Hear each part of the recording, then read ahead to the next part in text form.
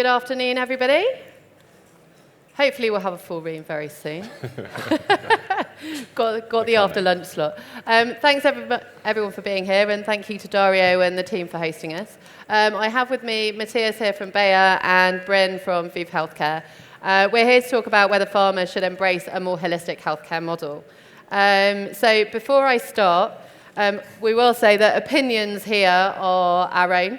And also, for the purposes of trying to have a little bit of a debate, we've maybe stretched and deviated from some of the opinions a little bit. But I'll let these two fine gents talk about that in a little bit. Now, we are going to do a bit of audience participation, but first of all, this is an area that I'm very passionate about. And 6 years ago, I was diagnosed with a pelvic health condition, and it made me think as a patient, right, okay, what do we need to think about when we are treating a patient, whether that's with, my own pelvic health condition or whether that's diabetes or a cancer patient, and actually looking beyond the different treatment options itself, but thinking about what impact does that have on mental health, what impact does that have on that person's lifestyle, nutritional factors, and also the community of care and support around that.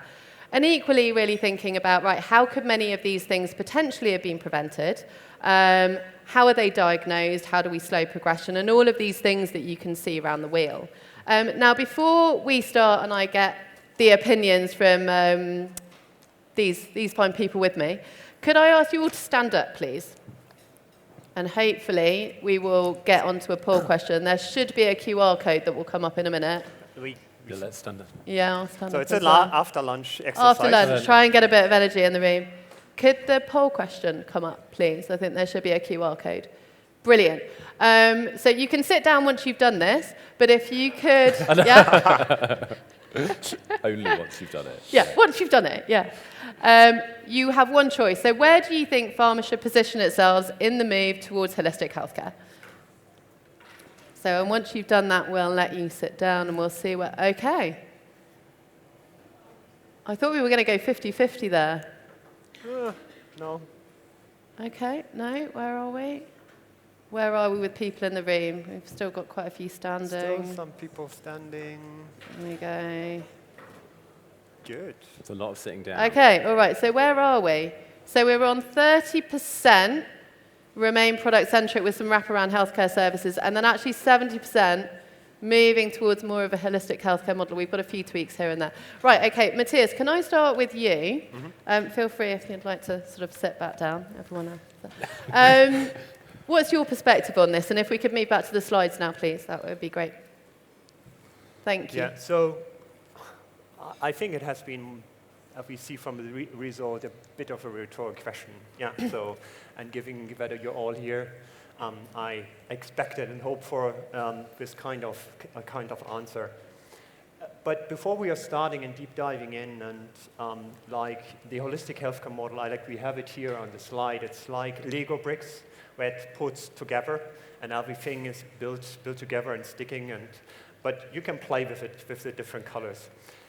And the other thing I would like to highlight is what we are seeing at the moment in the pharmaceutical and the healthcare sector. We are seeing a lot of integrated care model, which are, from my perspective and definition, different from a holistic healthcare model. And why is that? So integrated care model focusing on continuity of information that can be, as we heard it also from today, via shared records, connection of primary care and secondary care physicians.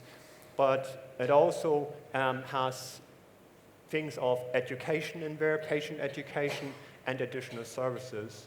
But nothing what I've seen is focusing on really the holistic healthcare and capturing multiple diseases and seeing the patient really as a whole with everything what he has. And that will be important for the next coming decades with an aging population from my point of view.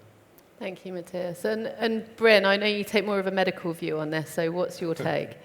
I like that sense that it's a medical view. So I should say this is a debate, and I was asked from the outset to be the skeptic. even though my natural position is to be very positive about holistic healthcare. So I'm already starting at a disadvantage. But equally, what you just said about the medical view, it's true. I'm working medical affairs. I'm a doctor by training. So I often do take a bit of a skeptical outlook to keep my marketing colleagues in check. I view it as part of my duty. But so that's where I'll go a little bit here. So I think before we kind of go into some of the challenges, which is something we're going to discuss in a bit about how the challenges to being holistic, I think we also need to challenge ourselves around what is the definition, what does it truly really mean? I think a lot of the time we get ourselves wrapped up that being holistic is about thinking about an integrated piece of care, for instance. And if we think about the outcome that you might want to achieve for a patient, it's often about driving quality of life or some really key outcome. And yet, beyond perhaps a medicine, we don't, as pharma, necessarily have all the levers to achieve all of that, and especially even as a doctor, we don't have all the levers either. And what I'm meaning there is that things like health-related quality of life are often very dependent on other things that are completely outside of our control. Socioeconomic status, housing, those types of pieces that we really don't have a strong impact on. So I think we have to be careful about where we can truly have an impact and where we might not. And what I'd encourage us to think about is other ways that we can be holistic. And I was saying to Matthias yesterday, I did a quick look at the Bayer website, because Matthias works for Bayer, to understand a bit more about their company's mission. And one of the things that are focused on is Chagas disease, which is I wouldn't say it's a big part of Bayer's business, but at the same time, it's a really ambitious thing they're trying to do. They've got a treatment that's curative for Chagas disease, and they're actually focused on elimination, which I think is a hugely important target, but is a different way you can be holistic.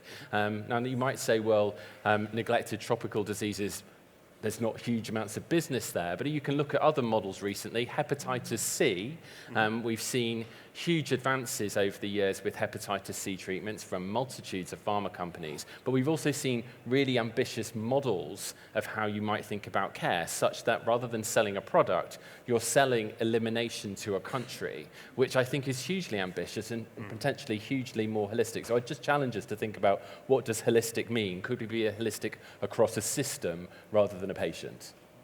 Yeah, exactly. One of the big things that I think pharmaceutical really struggles with a little bit from what I've heard is the value, right? So if we're going to be moving towards a more all-out holistic healthcare model in the ways in which you both describe, where is the value and I guess the benefit from that? Matthias, Yeah, so I would like to pick up what Bryn just said around more on the social and society aspect first.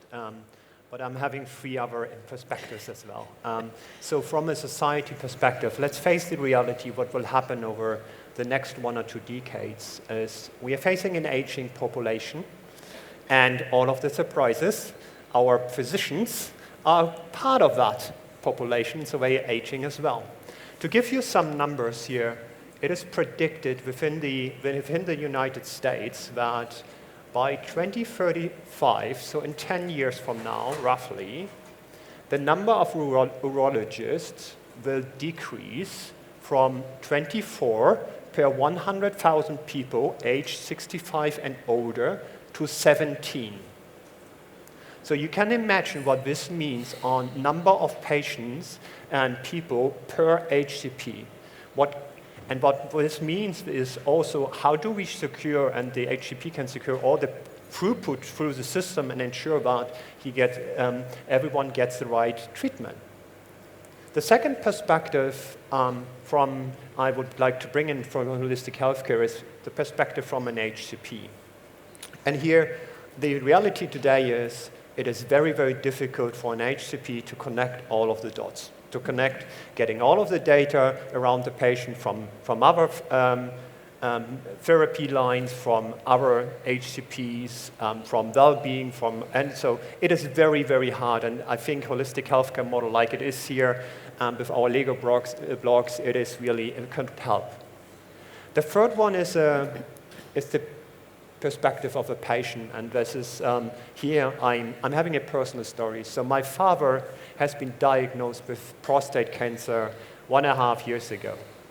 Very early stages, but he went through all of the diagnosis, and then all of a sudden, he's being asked from his urologist, okay, we have 3 therapy options, 1, 2, 3, decide.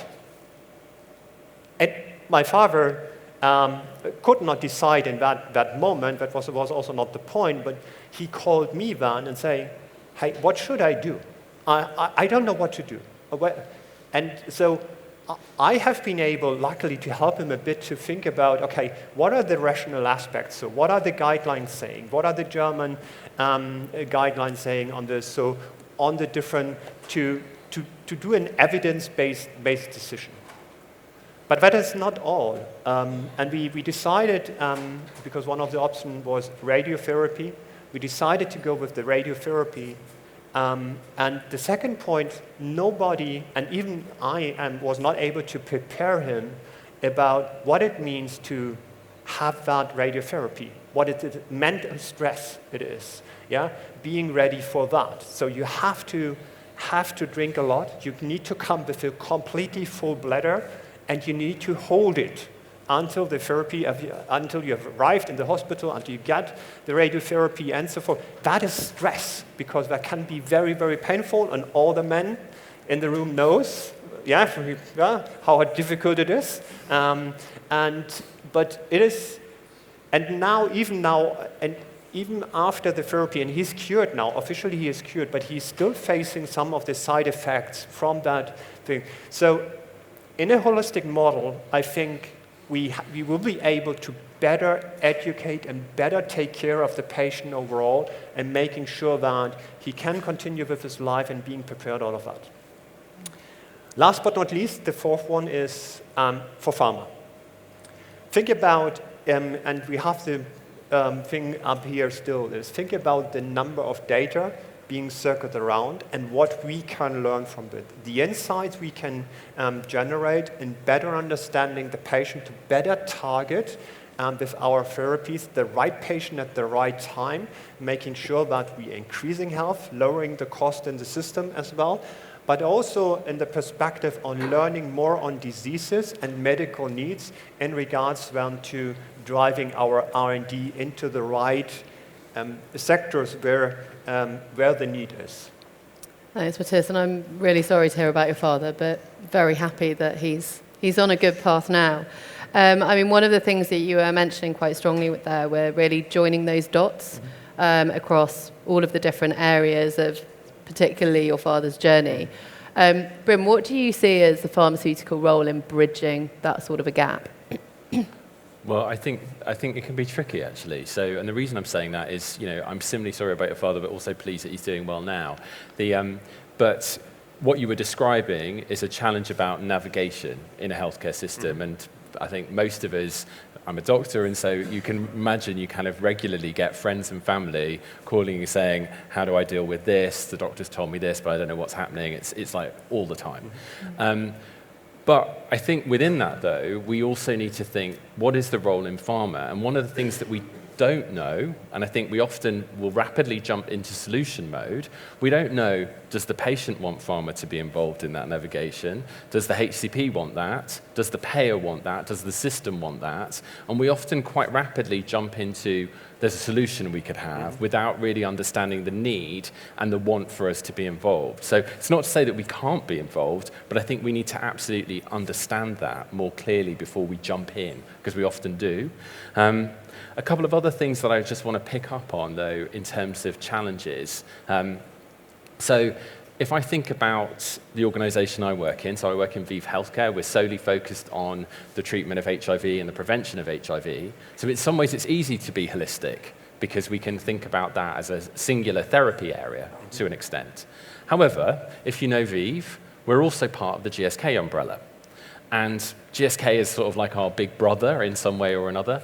And there's lots of different areas that could be related to HIV. So what I mean by that is that we have assets across the journey that you could go through around sexual health. And as much as I have sat down and have got to know some of my colleagues in medical in different parts of the GSK business, we haven't truly gone and done that yet. I think it should be on the work list of things that we could do. But I think, but what I'm trying to sort of flag there is that big organizations, whether it's a GSK, a Bayer, a Roche, have challenges about how you can join those dots, referencing your question. And I think it's very hard to break through some of those while we're organized by therapy area, which most companies we traditionally are. The final thing I just want to pick up on is about value and also understanding what we do. So often we jump in with a solution. We get very excited about the new AI that we can bring to something. I was loving that session this morning, or the number of sessions focused on it, and we suddenly get excited about what this has the potential to do.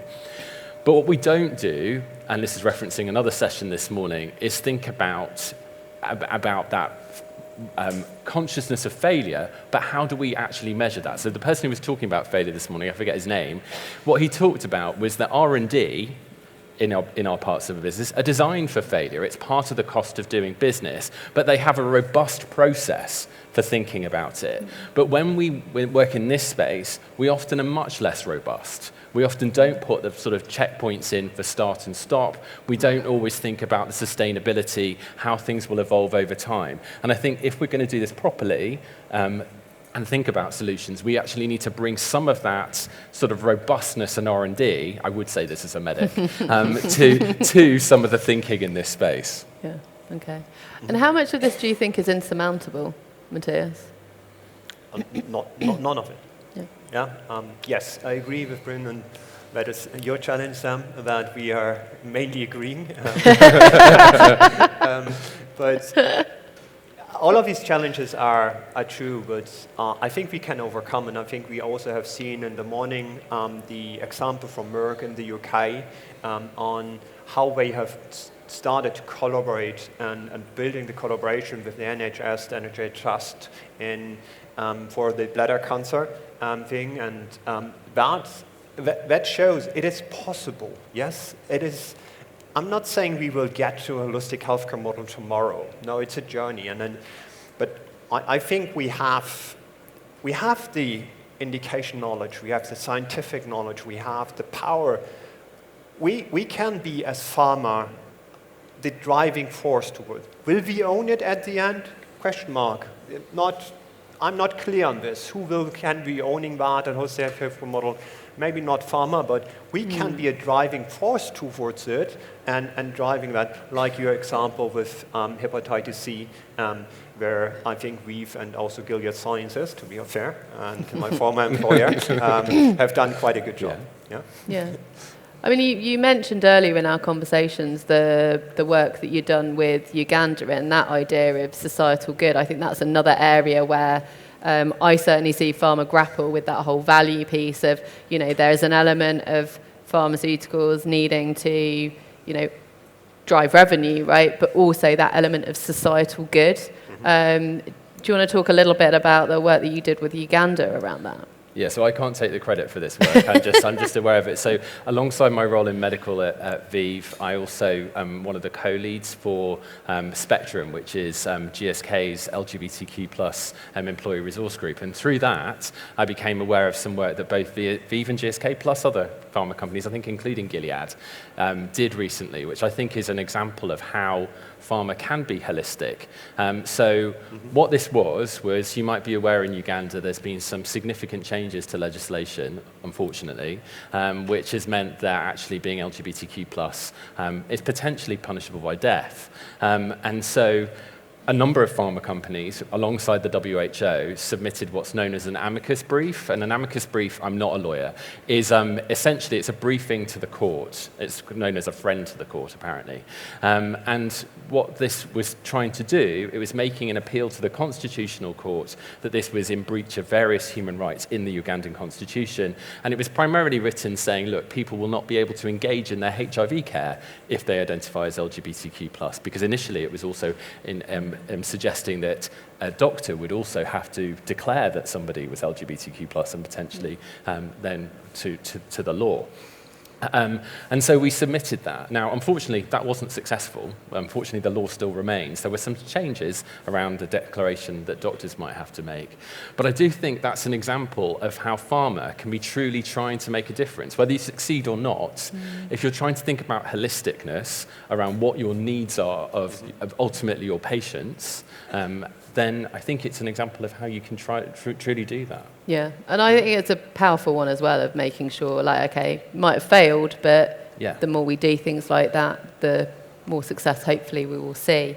I mean, we've talked about silos, we've talked about data, building trust. I like the point that you made about scientific rigor. But are there any other practicalities that you think we as pharma need to think about in making that shift towards holistic healthcare? A couple more. I mean, I work in a global function. I don't know if you know London, then if you drive along the M4, there's the big, massive GSK office that you might have seen. And we're at risk sometimes in global functions of operating out of an ivory tower. And if we're trying to be truly holistic, we do probably need to think about local solutions. Like, all healthcare systems are different. We can set direction globally, but I think it's truly difficult to kind of to set a sort of one-size-fits-all. I think one-size-fits-all is not being holistic. So I think that's a key thing. The other things I would say, I think there's more that we can do to bring rigor to the data. I'm not saying that we have to bring something that looks like a phase 1 to 3 set of clinical trials with all of this. I'm not trying to make it too burdensome, but I do think that we can truly use data to understand the implementation better, and again, within Viiv, we, over the last few years, have taken on an implementation science team who are trying to look at the science of implementation of solutions. And I think that's something that I would encourage others to think about doing if they haven't already, because I think it's that type of rigor will really drive this. Yeah, no, brilliant. Thank you very much, Bryn. Matthias, any final thoughts? Yeah, so just a wake-up call, coming back to my earlier point around what we will face in the next decade and with the aging population. I think it's time to act now, because let's think about 10, 15, 20 years ahead when I'm aged 65 and older, and I want to be in a place where hopefully I can experience holistic healthcare, and so to stay as long as possible healthy. Brilliant. Well, thank you very much to both of you. I'm going to ask, I know, well, actually, I'll pop this up. I mean, these are some of the points that we've talked about. We're short on time, so these slides will be available for anybody afterwards. But I'd like to kind of move back to the poll. I'm not sure how much we're going to have shifted people's opinions, but if we could go back to the poll and get everyone to stand up again. I'm going to do that annoying thing where everyone has to get back up on their feet. And hopefully I'll go back. So 2 questions here. Back to the first one. And then also the second one around, which, I'll give you a minute just to do that one. 30 seconds. So what's the most important get right for pharma to make the shift? So we talked about these 5 things. So silos, trust, local teams, data. See where this comes out.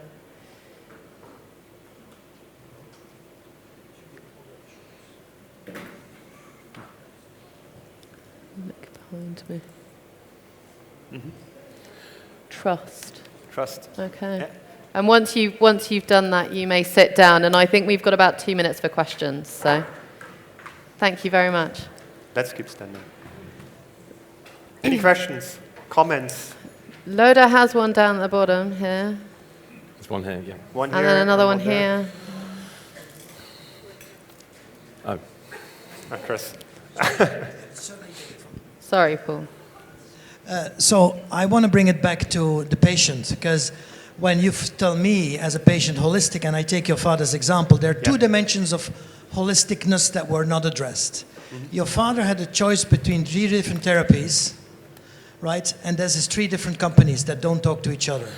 To help your father, there should be an integrated view on the different therapies, which is why you need to ask a doctor still, and why doctors won't go away. The second holism is that your father, given his age, probably also has another disease somewhere lingering, whether it's diabetes, cardiac, etc. And again, we are in absolute silos. So all of this, to me, besides the point, because we're not addressing the 2 holistic needs that the patient has, which is when I have a choice, I want to have all the choices compared, not just, and a pharma company by law can often not do that. And secondly, don't put me in the box of the organ we happen to discuss and tell me then, oh, but for your heart, you then need to make an appointment with your cardiologist. We don't know if we're going to send them the file or if we'll have, so there's no sharing of data, etc. So as long as we don't do that, and as pharma has no rule. For me,